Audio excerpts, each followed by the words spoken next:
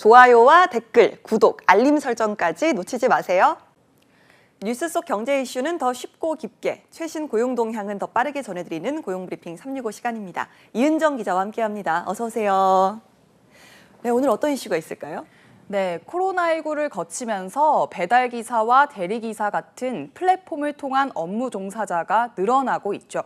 하지만 업무 시 기본적인 사안을 보호받을 수 있는 계약서도 없이 일하는 이들이 더 많다고 합니다.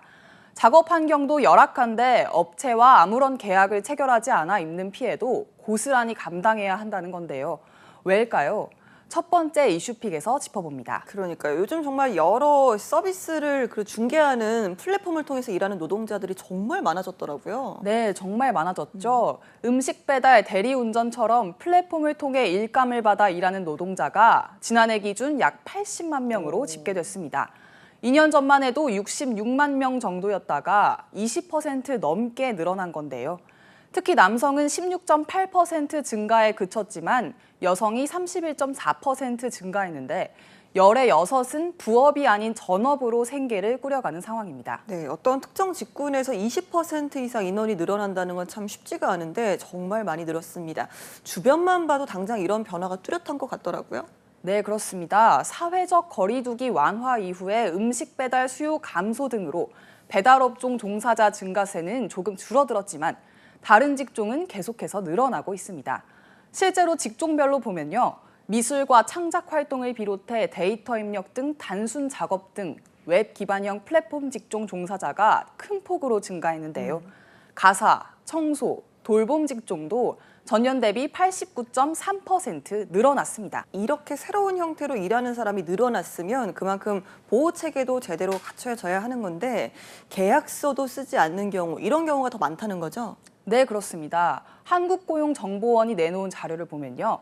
남성의 41.7%와 여성의 57.4%는 지난해 플랫폼 업체를 이용하면서 어떠한 계약도 맺지 않았다라고 답했습니다. 여기에 잘 모르겠다는 응답도 각각 19.3%, 12.6%로 나타나 사실상 10명 중 6명에서 7명은 특정한 계약 관계 없이 일하고 있는 것으로 드러났습니다. 대신 가장 많이 작성했다는 문서는 이용계약서였는데요. 네, 그러니까 근로계약서가 아니라 이용계약서에는 어떤 내용들이 담겨 있는 걸까요? 네, 회원약관 등이 담긴 내용으로 사실상 가이드 같은 내용만 담긴 거고 정식 계약서로 보기는 힘든데요. 하지만 이마저도 남성의 15.1%와 여성의 7.9% 정도만 받아서 동의한 뒤 일한 것으로 집계됐습니다. 반면 표준계약서를 썼다는 비율은 남성 10.2%, 여성 5.1%에 그쳤는데요.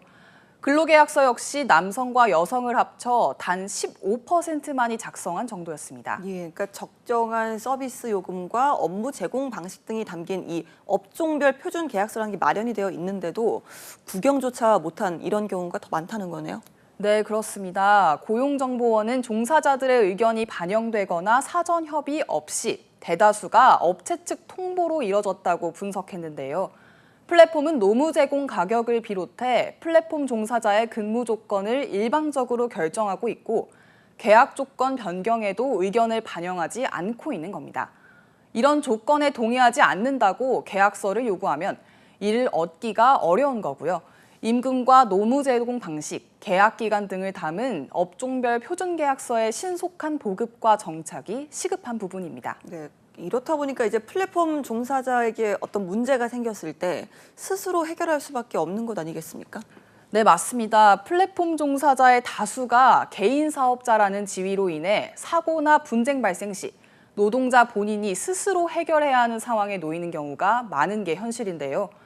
전문가들은 플랫폼 종사자와 플랫폼 업체, 고객 간에 발생하는 분쟁 조정을 담당하는 독립적인 전담기구가 마련돼야 한다고 조언하고 있습니다. 네, 알겠습니다. 이렇게 플랫폼 종사자에게 공통으로 필요한 보호 제도를 마련을 해서 이들의 권리를 보장할 수 있도록 정부의 적극적인 개입이 필요해 보입니다.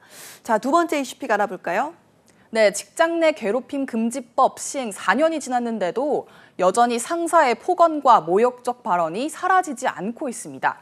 상당수 직장인이 폭언 등 갑질에 시달리는 데다 심지어 폭행에 따른 고통을 호소하고 있는데요. 특히 코로나19 엔데믹 이후에 종전 비대면이나 원격, 재택근무 방식이 대면 근무 등 일상을 되찾으면서 폭행과 폭언도 동반 증가하는 양상을 보여 더 심각해졌습니다. 두 번째 이슈픽에서 짚어봅니다. 그러니까 코로나 엔데믹은 참 반가운 일인데 갑질은 또 같이 풀려버린 거네요. 네, 그렇습니다. 직장 갑질 119가 이달 초 직장인 1,000명을 대상으로 직장인 괴롭힘에 대한 설문조사를 진행했는데요.